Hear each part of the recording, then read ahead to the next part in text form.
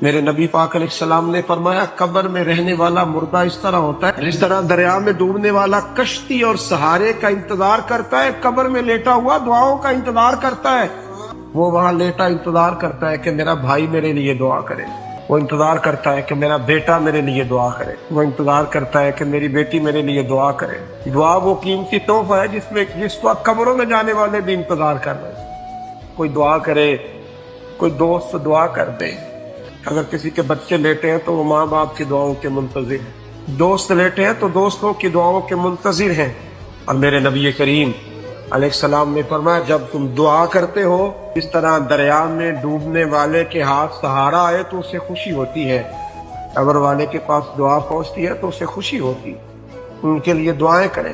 میرے نبی پاک علیہ السلام نے فرمایا میری امت قبروں میں گناہگار جائے گی، نکلے گی تو نیکوکار